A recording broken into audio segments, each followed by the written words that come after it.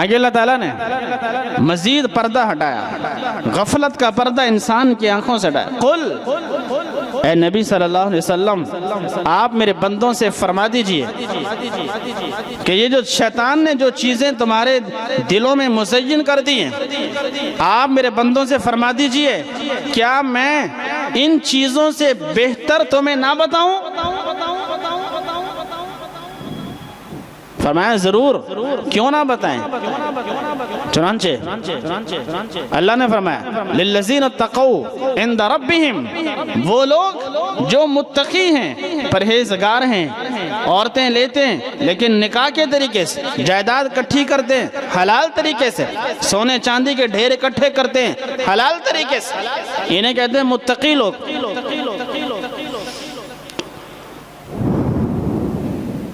ان لوگوں کے لیے عند ربہم، ان کے رب کے نزدیک، جناتن، ایسے باغات ہیں، تجری من تحتها الانہار، جن باغات کے بیچ میں چشمے، نہریں، ندیاں بہتی ہیں، خالدین فیہا، اس میں ہمیشہ رہیں گے، وازواج مطہرۃ، ان باغات میں ان متقی لوگوں کے لیے پاکیزہ مطہرہ بیویاں ہوں گی، اور سب سے بڑھ کر ورضوان من اللہ، رب ذوالجلال کی رضا کا اعلان کر دیا جائے گا۔ یہ سب سے بڑا انعام ہوگا۔ اللہ اعلان فرما دے گا، اے جنت والو، میں رب تم سے ہمیشہ کے لیے راضی ہو گیا، اب کبھی بھی تمہارا رب تم سے ناراض نہیں ہوگا۔ واللہ بصیر بالعباد، اللہ اپنے بندوں کو دیکھ رہا ہے۔ متقی کون ہیں؟ ابلیس کے مقابلے میں ابلیس نے تکبر کیا، عاجزی نہیں اختیار کی، جبکہ ابلیس کے ضد اللہ کے بندے وہ ہیں یقولون، جو ایمان لاتے ہیں اور مشکلات اٹھاتے ہیں، نمازیں پڑھتے ہیں، پورے دین پر عمل کرتے ہیں، زکوٰۃ دیتے ہیں، حج کرتے ہیں، مشکلات اٹھاتے ہیں اور جہاد کرتے ہیں، اپنی جان، اپنا مال، اپنی اولاد، اپنا وطن، سارا کچھ دین پر قربان کرنے کے باوجود کیا کہتے ہیں؟ ربنا فاغفر لنا ذنوبنا، اے اللہ ہماری بخشش فرما۔ اتنا کچھ کرتے ہیں، اتنی قربانی دیتے ہیں، نیند قربان کر کے نماز پڑھتے ہیں، ٹھنڈے پانی سے وضو کرتے ہیں، اپنا دل، مال اللہ کے نام پہ قربان کرتے ہیں۔ یہ کوئی آسان ہے مال قربان کرنا؟ انسان محنت سے کماتا ہے، اسی وجہ سے تو قارون بھٹک گیا تھا۔ موسیٰ علیہ السلام نے کیا فرمایا؟ اے قارون مال کی زکوٰۃ دے۔ قارون نے کیا کہا کہ اے موسیٰ، جس مال کو میں نے بڑی محنت سے کمایا تو تیرے کہنے پر میں وہ مال لوٹا دوں؟ لیکن ابلیس کے مقابلے میں وہ نیک بندے ساری عبادتوں کے باوجود ان کے زبانوں پر کیا ہے؟ استغفار ہے۔ یہ غرور و تکبر نہیں کہ ہم نمازیں پڑھتے ہیں، ہم روزے رکھتے ہیں، نہیں، پھر بھی عاجزی۔ ربنا فاغفر لنا ذنوبنا، اے ہمارے رب ہمارے گناہوں کو بخش دے۔ وقنا عذاب النار، اے ہمارے رب ہمیں جہنم کے عذاب سے بچا لے۔ الصابرین، حالانکہ یہ لوگ صبر کرتے ہیں۔ بات آ گئی نا، صبر کرنا، عبادت پہ صبر، شریعت پہ صبر، مصیبتوں پہ صبر۔ والصادقین، سچے ہیں، جھوٹ نہیں بولتے، بھلے حکومت چلی جائے، بھلے تجارت میں نقصان ہو جائے، لیکن سچے ہیں۔ والقانتین، فرما برداری کرتے ہیں، اللہ کے ہر حکم کو مانتے ہیں۔ والمنفقین، اللہ کے نام پہ خرچ کرتے ہیں۔ والمستغفرین بالاسحار، اور صبح کے وقت اٹھ کر اپنے گناہوں سے بخشش طلب کرتے ہیں۔ اتنے محنت والے کام کرتے ہیں لیکن پھر بھی زبان پہ عاجزی۔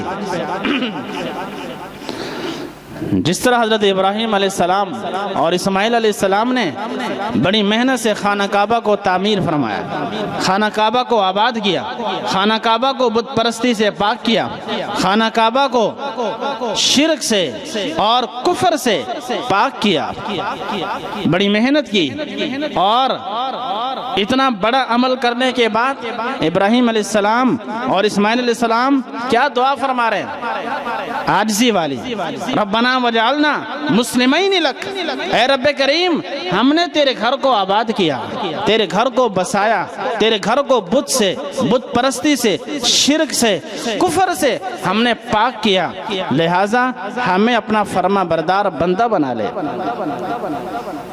کیا عاجزی والی دعا ہے۔ وَمِن ذُرِّيَّتِنَا أُمَّةً مُسْلِمَةً لَكَ، اے اللہ ہماری اولاد میں سے بھی ایک ایسی جماعت پیدا کر جو تیری فرما بردار ہو۔ اور پھر کیا فرما رہے ہیں؟ ربنا تقبل منا، اے رب کریم اس محنت، اس کاوش کو قبول فرما، انک انت التواب الرحیم، بے شک تو توبہ قبول کرنے والا ہے، مہربان ہے، وتب علینا، ہم پر مہربانی فرما۔ یہ انسانیت ہے، اور دوسری طرف ابلیسیت ہے، شیطانیت، خود بھی گمراہ، دوسروں کو بھی گمراہ۔ تو دوسرا ہتھ کنڈا جو شیطان نے کیا کہا کہ اے رب کریم میں اولاد آدم کے سامنے تیری اس دنیا جو کہ دھوکے کا گھر ہے، کھیل اور تماشا ہے، اس کو اس طرح مزین کر دوں گا کہ تیرے بندے آدم علیہ السلام کی اولاد کیا سمجھے گی؟ دنیا کو سب کچھ سمجھے گی۔ ما ہی الا حیاتنا الدنیا نموت و نحیا، دنیا ہی سب کچھ ہے، آخرت سے غافل ہو جائیں، تیری جنت سے غافل ہو جائیں گے، تیری توحید سے غافل ہو جائیں گے۔ تیسرا ہتھ کنڈا، تیسرا جال جو شیطان اولاد آدم پہ ڈالے گا وہ کیا ہے؟ پارہ نمبر 15، وَأَجْلِبْ عَلَيْهِمْ بِخَيْلِكَ وَرَجِلِكَ، اپنے لشکروں کو لے کر آدم علیہ السلام کی اولاد میں سے جو نیک ہوں گے ان کے اوپر چڑھ دوڑوں گا، جس کو لشکر کفار بولتے ہیں، جس کو کافروں کا لشکر، منافقین کا لشکر، بخیلک، گھوڑوں کے ساتھ، ہتھیاروں کے ساتھ۔ پارہ نمبر 15، تیرے نیک بندوں پر تیری زمین کو تنگ کر کے رکھ دوں گا، کیونکہ بہت سے بندے ایسے ہوں گے جو شیطان کے ان جالوں میں نہیں آئیں گے، شیطان کے وسوسوں میں نہیں آئیں گے میرے بھائیوں۔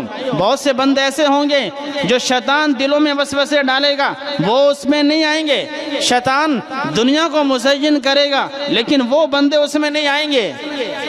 وہ ہر حال میں تجارت کریں گے حلال طریقے سے، ہر حال میں وہ حلال طریقے اختیار کریں گے۔ ان کا علاج پھر کس سے کرے گا؟ شیطان اپنے لشکروں کو لے کر ان پہ چڑھ دوڑے گا۔ اللہ رب العزت نے پھر اس کا علاج بتایا ہے، اس کا علاج مسلمانوں کو جہاد کا حکم دیا۔ یہ ایک الگ موضوع ہے۔ بہرحال شیطان نے تیسرا ہتھ کنڈا، وَأَجْلِبْ عَلَيْهِمْ بِخَيْلِكَ وَرَجِلِكَ، گھوڑوں کے ساتھ، پیدل لوگوں کے ساتھ، جس طرح بھی ممکن ہو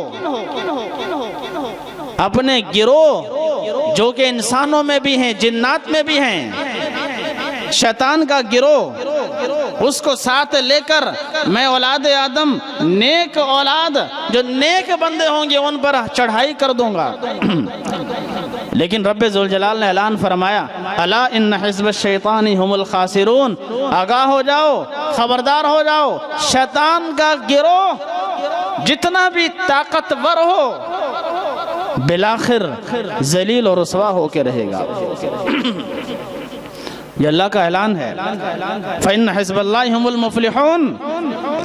اس کے مقابلے میں جو اللہ کا گروہ ہے، جو اللہ کی جماعت ہے، جو اللہ کے نائب اور خلیفہ ہیں، وہ بھلے تعداد میں تھوڑے ہیں، اسلحے میں تھوڑے ہیں، لیکن بالآخر نتیجہ اور انجام کے اعتبار سے وہ غالب رہیں گے۔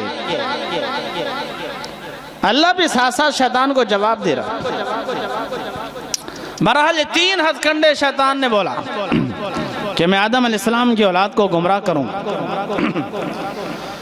رب ذوالجلال نے بھی 2 باتیں فرمائی ابلیس سے۔ جب ابلیس نے یہ باتیں کر دی کہ تو نے مجھے مہلت دے دی، اب دیکھ میں کیا کرتا ہوں۔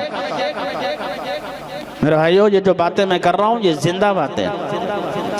آپ یہ نہ سمجھیں کہ یہ تو آدم علیہ السلام پتنی کب پیدا ہوئے، ہزاروں سال پہلے تب کے، نہیں، یہ زندہ باتیں ہیں۔ یہ سارے معاملات ہمارے ساتھ پیش آتے ہیں، اور شیطان بالکل اپنے اس وعدے کے مطابق زندہ جو مر چکے ہیں ان پر تو شیطان ختم ہے، زندہ لوگوں کے لیے شیطان ہے۔ اللہ رب العزت نے بھی 2 باتیں فرمائی۔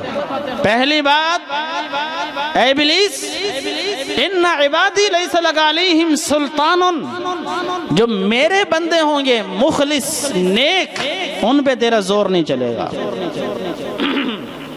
اللہ نے بڑے اعتماد سے فرمایا، جو میرے بندے ہوں گے، میرے مخلص ہوں گے، میرے متقی بندے ہوں گے، نہ تیرے وسوسوں میں آئیں گے، نہ تیری اس دنیا کے جال میں آئیں گے، نہ زنا کی طرف جائیں گے، نہ بیٹوں کے چکر میں پڑ کے بیٹیوں کو محروم کریں گے، نہ حلال حرام کی تمیز کو کھو بیٹھیں گے، اور نہ ہی تیرے ان لشکریوں سے جن کو تو لے کے اور ایمان والوں پہ چڑھائی کرے گا، وہ ان سے بھی نہیں ڈریں گے۔ میرے بندے تو اس سے نہیں ڈریں گے، نہ تیرے وسوسوں میں آئیں گے، نہ تیرے جال میں پھنسیں گے، نہ تیرے لشکر والوں سے گھبرائیں گے۔ اللہ اکبر۔ ساری دنیا کو لے کے تو چڑھ دوڑ، مٹھی بھر ایمان والوں کی مخلص جماعت ان کو ناکو چنے چبا دے گی۔ تاریخ میں ایسا ہوا ہے، آج بھی ایسا ہوا ہے، اور قیامت تک انشاءاللہ ہوتا رہے گا۔ وہ مٹھی بھر جماعت، یہ اللہ کا اعلان ہے، ابلیس میرے بندوں پہ تیرا زور نہیں چلے گا۔ اور دوسری بات میرے رب نے اعلان فرمائی، اے ابلیس میرے بندوں کے علاوہ جو روح زمین پر آدم علیہ السلام کی اولاد میں سے تیری پیروی کرے گا، اسے اٹھا کر میں جہنم میں ڈال دوں گا۔ ابلیس نے کہا کہ اے رب کریم، آپ جانتے ہیں کہ میرے ان ہتھ کنڈوں میں آدم علیہ السلام کی اولاد کی اکثریت آ جائے گی، کس کو جہنم میں ڈالے گا؟ یہ تھوڑی کہ میرے جال میں اربوں لوگ ہیں، کوئی 10-20 ہزار آئیں گے۔ کہا نہیں، لا تجد اکثرہم شاکرین، اکثریت میرے جال میں آئے گی، اکثریت میرے وسوسوں میں قید ہو جائے گی، اکثریت دنیا کے ان دھندوں میں پھنس جائے گی، اکثریت میرے لشکروں سے گھبرا جائے گی۔ اللہ کس کو جہنم میں ڈالے گا؟ رب ذوالجلال نے فرمایا، چاہے ساری زمین کے آدم کی ساری اولاد تیرے جال میں آ جائے، میں سب کو اٹھا کر جہنم میں ڈال دوں گا۔ مجھے کسی کی پرواہ نہیں، لا یخاف عقباہا، میں کوئی انجام سے نہیں گھبراتا۔ میرے بھائیو، یہ جملہ اللہ نے ہمارے لیے فرمایا، اس لیے کوئی یہ نہ سمجھے کہ اللہ کس کو جہنم میں ڈالے گا۔ فرمایا نہیں، سارے انسان گمراہ ہو جائیں وہ سب کو جہنم میں ڈال دے۔ یہ 2 باتیں اللہ نے فرمائی، میرے بندوں میں تیرا زور نہیں چلے گا، اور اگر جو تیری پیروی کرے گا تیرے ساتھ اس کو بھی جہنم میں ڈال دوں گا۔ وما علینا الا البلاغ المبین۔